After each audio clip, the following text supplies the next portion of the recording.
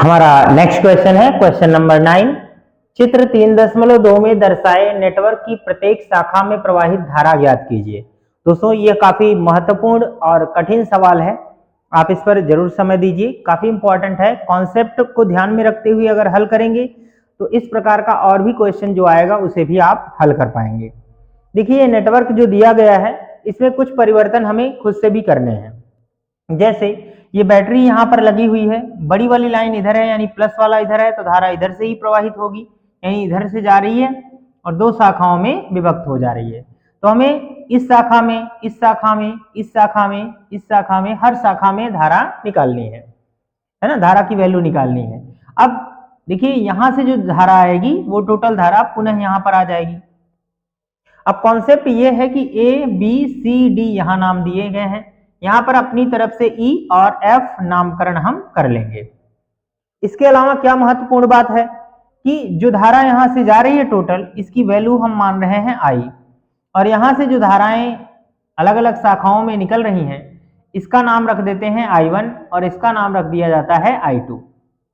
ठीक है, इसके बाद जब ये धारा यहां पर आएगी तो यहां से इधर भी एक धारा जा रही है, एक धारा इधर भी जा रही है। दोस्तों किरचॉफ का आप लोगों ने प्रथम नियम पढ़ा होगा कि ये यहां पर जब जाएगा तो ये I1 धारा भी दो भागों में विभक्त होगी। तो एक भाग मान लीजिए इधर आ रहा है जिसको हम मान रहे हैं I3, तो I1 से I3 इधर चला गया तो जितनी धारा बचेगी वही तो इधर जाएगी, यानी हम कह सकते हैं कि यहां पर जो धारा जा रही है I1 माइनस I3 के बराबर जा रही है, इतना कम कर देंगे। क्लियर, यहां पर पता चल जाएगा। अब ऐसा नहीं कर सकते कि हम I4 भी मान लें। देखिए जितना भी आप वेरिएबल मानेंगे उतनी ज्यादा इक्वेशन बनाने पड़ेंगे। आप 10th क्लास में पढ़े होंगे कि जितने वेरिएबल होते हैं उतने ही इक्वेशन बनाने पड़ते हैं। एक्स वाई यानी दो चर वाले रैखिक समीकरण आप लोगों ने पढ़ा होगा। तो दो चर होते हैं तो दो इक्वेशन कम से कम चाहिए ही, अदरवाइज दुनिया की कोई ऐसी ताकत नहीं है जो वेरिएबल जितने हो और कम से कम उतने इक्वेशन नहीं है, उससे ज्यादा होंगे तो हल होगा, लेकिन उससे कम होगा तो कदापि भी वो हल नहीं हो सकता। तो इधर आ जाएगा। अब बात करते हैं इधर, जो ये I2 धारा इधर आ रही है तो ये इधर आ रही है, बाकी इधर भी जा रहा है। अब इसमें ये धारा शाखा से विभक्त होकर इधर नहीं जा रही है, ये धारा इधर आकर मिल रही है। तो ये धारा और ये धारा मिल रही है तो ये दोनों धाराएं मिलकर इधर जाएंगी, तो संधि पर मिलने वाली धाराएं जो होती हैं वो पॉजिटिव ली जाती हैं। तो I2 प्लस I3 इस शाखा में आ जाएगा, तो इसकी वैल्यू निकालेंगे तो इस शाखा में पता चल जाएगा, इस शाखा में, इस शाखा में, इस शाखा में पता चल जाएगा, और अगेन इसमें आई ही धारा आएगी। क्लियर, इस प्रकार से आप EF में भी निकाल सकते हैं अलग अलग करके। ठीक है, इसमें तो पता ही है कि आई धारा आ रही है, वैल्यू निकल जाएगा। यहाँ पर हमारे पास चार वेरिएबल हैं, I1, I2 और I3, तो कम से कम 4 इक्वेशन चाहिए। तो एक एक करके हम इक्वेशन बनाना स्टार्ट करते हैं। तो चलिए सबसे पहले क्या करते हैं, एक बंद पास लेते हैं A B D A, यह बंद पास ले लीजिएगा। ठीक है, और आप जानते हैं, ध्यान दीजिएगा, किरचॉफ का द्वितीय नियम लगाइएगा, बंद पास का नियम। तो यहाँ पर आंसर इसका हल करेंगे हम, आंसर नंबर 9। कॉन्सेप्ट क्या है दोस्तों, लिखिएगा बंद पास, बंद पास A B D A में। आप जानते हैं बंद पास कैसे बनाया जाता है, A B D, और अगर यहां तक आएंगे तो ही बंद पास बनेगा, अदरवाइज नहीं। एक बार मैं चेक कर लूं कि आवाज अच्छी आ रही है या नहीं। ठीक है, माइक ऑन है, कोई दिक्कत नहीं है। तो A B D A में अब आप जिधर धारा की दिशा में चलेंगे तो 10 गुणे I1, यहां आ जाएगा क्या दोस्तों, 10 I1। देखिए धारा की दिशा में चलिएगा तो पॉजिटिव लीजिएगा और धारा और प्रतिरोध का गुणा करते हुए चलिएगा। तो 10 I1 इधर आइएगा तो 5 I3 हो जाएगा, लेकिन प्लस के साथ, तो ये हो जाएगा 5 I3 हो जाएगा। और इसमें जब आइएगा तो धारा उल्टी दिशा में मिल रहा है, तो यहाँ पर लिखिएगा -5 I2, और इसमें कोई भी विद्युत वाहक बल यानी बैटरी इस बंद पास में नहीं है, तो इधर आप 0 लिखिएगा। 5 से दोनों पक्षों में भाग दे दें तो 2 I1 आ जाएगा और प्लस 5 1 5, या आप कहें 5 कॉमन ले लें तो I3 माइनस यहाँ से 5 कट जाएगा तो इधर आ जाएगा I2, और 0 में 5 का भाग देंगे तो 0 ही आएगा, इक्वेशन नंबर फर्स्ट बन जाएगा। तो पहला इक्वेशन हमने निकाल लिया।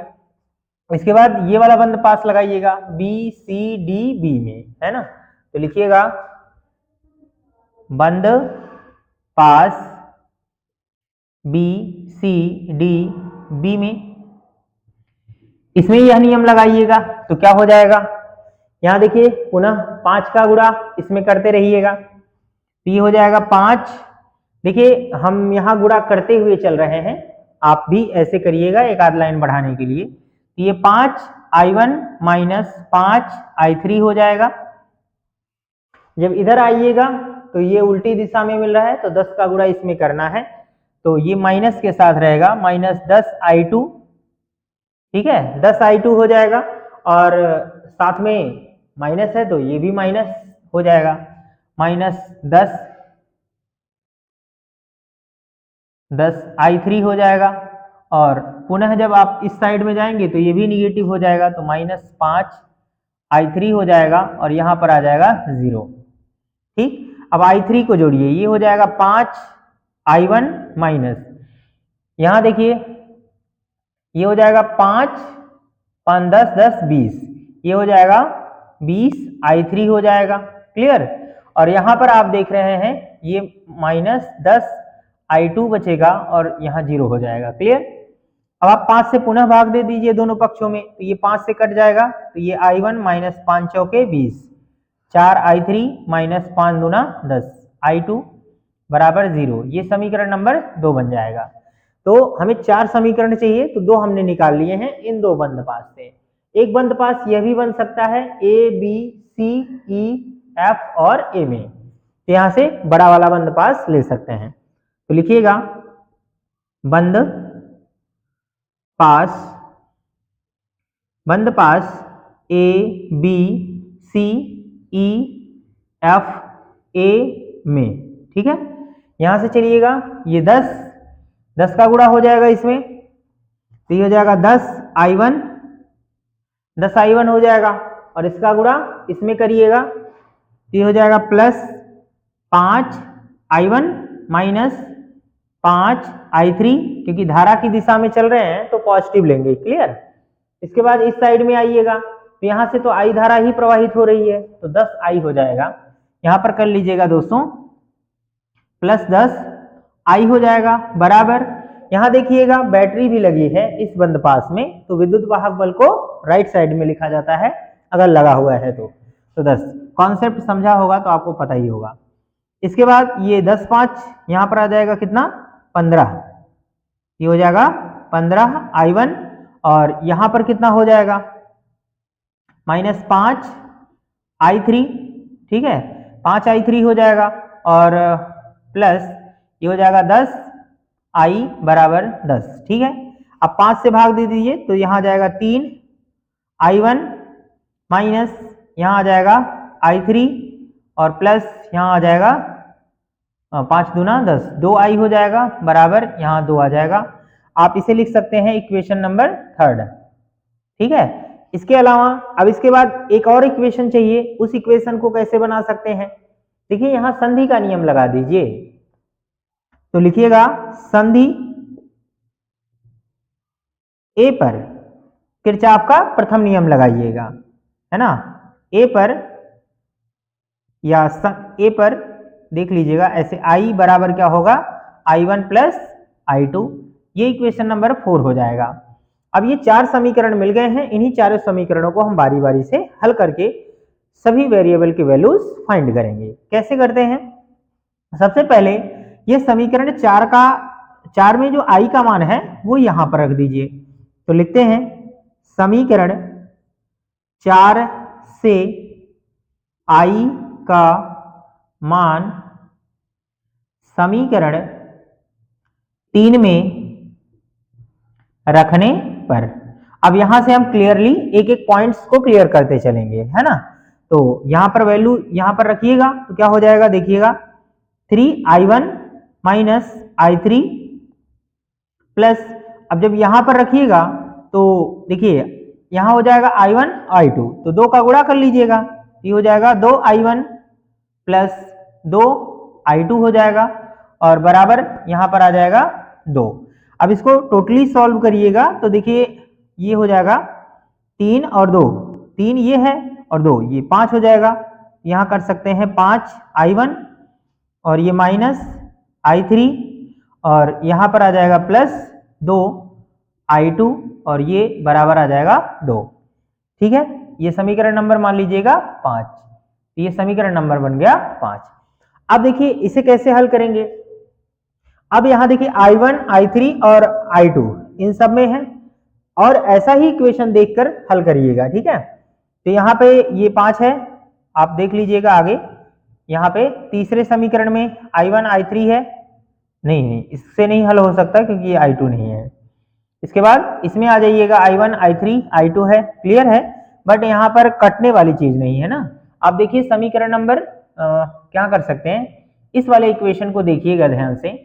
तो इस वाले इक्वेशन में ये वाला यहाँ पर आपको दिख रहा है i3 और यहाँ पे -i3 है, तो जोड़िएगा। तो समीकरण 5 और 1 को जोड़ दीजिए, तो लिखिएगा समीकरण 5 और 1 को जोड़ने पर, जब आप जोड़िएगा तो क्या हो जाएगा, यहां देखिएगा ध्यान से, है ना, बार बार लिखेंगे नहीं। तो ये देखिए 5 और 2 ये दोनों पॉजिटिव हैं, तो 5 2 कितना हो जाएगा, 7i1 हो जाएगा। कितना हो जाएगा, 7i1 हो जाएगा। ये प्लस है ये माइनस, ये दोनों कट जाएंगे, काट दीजिएगा, खत्म हो जाएगा। यहाँ पर माइनस है ये प्लस है, तो प्लस में से एक घट जाएगा, यहाँ आ जाएगा प्लस ये i2 हो जाएगा। और यहाँ पर देख रहे हैं कितना है, ये 2 है और 0, तो यहाँ पर ये आ जाएगा हमारा 2 आ जाएगा। इसे आगे हल करते हैं। ठीक, तो यहाँ से देखिएगा इसे 2 पार्ट में हम डिवाइड करते हैं। तो लिखेंगे समीकरण, है ना, समीकरण 1 में 4 से, समीकरण 1 में 4 से गुणा करके समीकरण 2 में जोड़ने पर। ठीक है, क्या कर सकते हैं, समीकरण 1 में 4 से गुणा करिए, 4 से गुणा करेंगे तो हर जगह गुणा होगा, तो 4 दूना यहाँ कितना होगा 8i1 और ये हो जाएगा +4i3 और ये -4 हो जाएगा बराबर 0। इसे अभी एक ही हम मान रहे हैं और 2 में जोड़ना है, तो इसे लिखिएगा i1 और ये हो जाएगा -4i3 और ये हो जाएगा -2i2 बराबर 0। ये समीकरण नंबर 2 ही मान रहे हैं, अभी कोई नामकरण नहीं कर रहे हैं। जोड़ रहे हैं तो ये चीजें कट जाएंगी। 8 1 यहाँ पर आ जाएगा मित्र 9i1, यहाँ हो जाएगा 4 2 6i2 और बराबर 0 हो जाएगा। हम 3 कॉमन कर लेंगे, अगर 3 कॉमन कर लेंगे या 3 से हम कहें भाग दे दें तो 3 त्रिक का 9, यहाँ पर आ जाएगा 3i1 माइनस यहाँ पर 3 दूना 6, ये i2 और बराबर आ जाएगा 0। इसे समीकरण नंबर हम देते हैं 7। अब देखिए समीकरण 7 आपने यहाँ पर देखा। अब देखिए यहाँ i1 i2 है, इसमें भी i1 i2 है। इन दोनों समीकरणों को विलोपन या प्रतिस्थापन विधि से हल कर सकते हैं।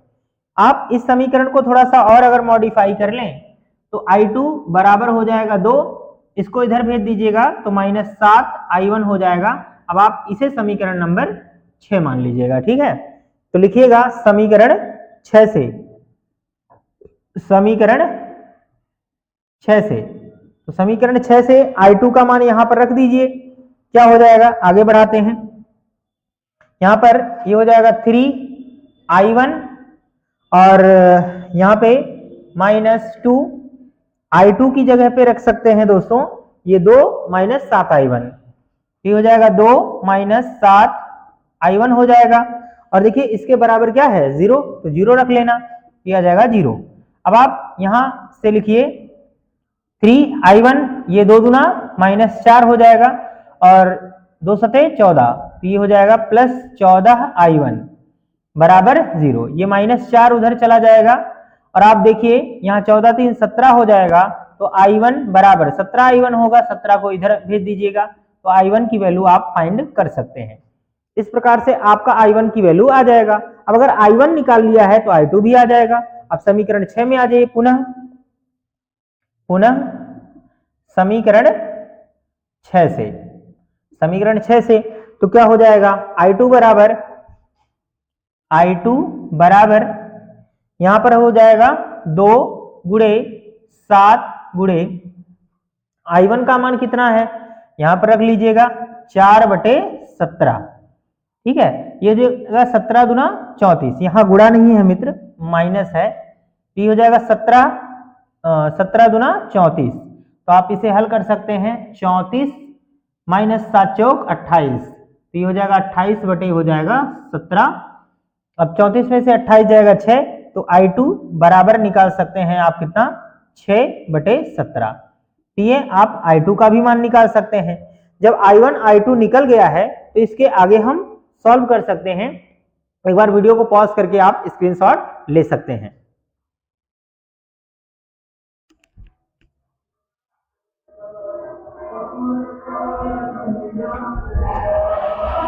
एक बार आप वीडियो को पॉज करके स्क्रीनशॉट लीजिए, फिर हम आगे कंटिन्यू करते हैं। ठीक है, थोड़ा सा यहां पे हमें इरेज करना पड़ेगा, तभी चीजें हल हो पाएंगी।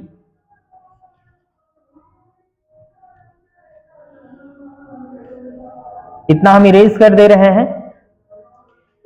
अब देखिए इतना निकल गया, I1 I2, तो हम I की वैल्यू निकाल सकते हैं ना।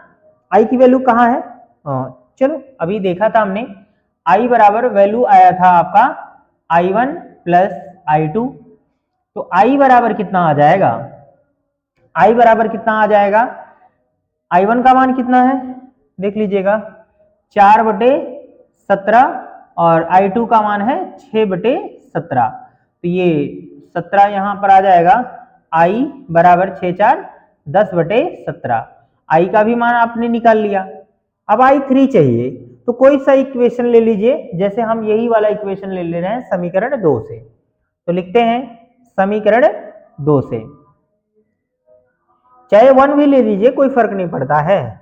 तो इसमें रखिएगा I1 का मान, I1 का मान कितना है 4/17, यहां पे देखिएगा ये माइनस 4 I3 माइनस 2 I2 का मान कितना है 6/17 और ये बराबर 0। अब आप इन चीजों को हल कर लीजिएगा, ये -4 I3 को उधर भेज देते हैं, तो ये 4 I3 आ जाएगा। यहां पर हल करिएगा, 17 तो लघुत्तम रहेगा ही, और ऊपर हमारा ये हो जाएगा 4 और ये हो जाएगा हमारा यहाँ पे कितना, हाँ ये हो जाएगा 6 दूना 12, तो हो जाएगा -12। तो 12 में से 4 जाएगा 8, तो -8 बटे हो जाएगा 17 और बराबर हो जाएगा 4 I3 हो जाएगा। 4 एकम 4, 4 दूना 8, तो ये हो सकता है मित्र I3 बराबर -2/17। ये एम्पियर इतना हल कर सकते हो। अब इसके बाद हमारे सभी वेरिएबल आ गए हैं, जितने भी वेरिएबल थे उन सबको हमने कैलकुलेट कर लिया है। I का मान, I2 का मान, I3 का मान, सब की वैल्यू कैलकुलेट कर ली है आपने।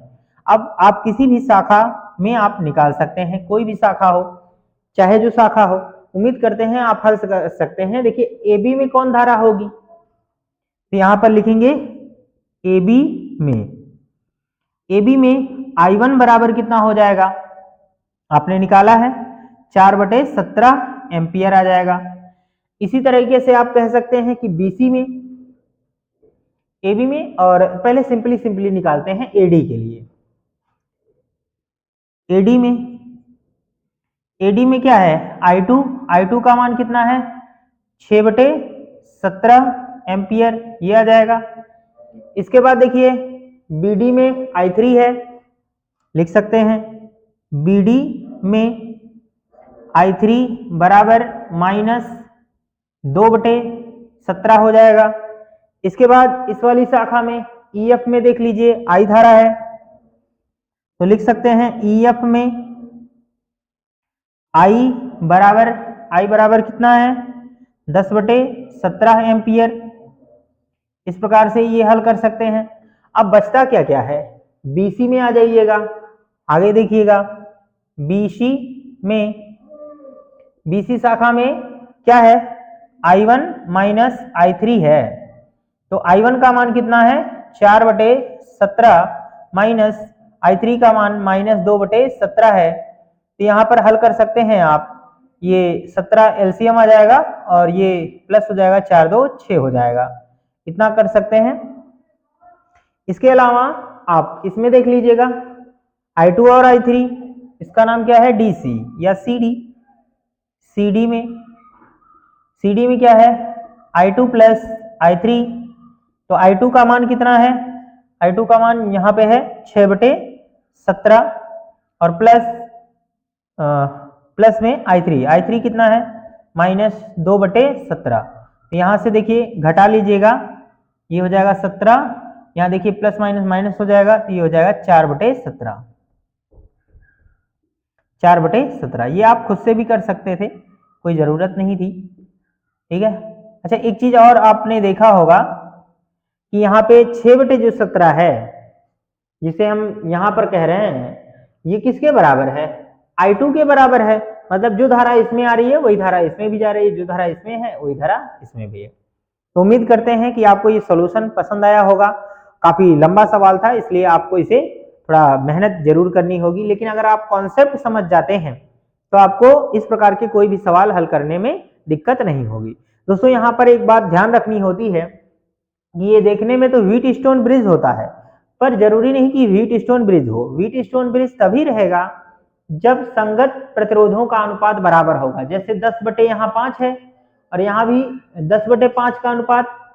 भाई देखो, 10/5 बराबर नहीं है ना 5/10 के, बराबर नहीं है, इसलिए हम यहाँ व्हीट स्टोन ब्रिज का कॉन्सेप्ट नहीं लगा सकते। तो कभी भी ऐसे सवाल आए, मोस्टली व्हीट स्टोन ब्रिज ही होता है, बट समटाइम ऐसा नहीं होता है, इसलिए पहले ही आपको चेक कर लेना चाहिए। अगर चेक हो जाएगा तो इसमें कोई धारा प्रवाहित नहीं होगी, तो सिंपली हम इसे और आसानी से हल कर सकते हैं। तो चलिए वीडियो को पॉज करके स्क्रीनशॉट लीजिए, फिर हम आगे कंटिन्यू करते हैं।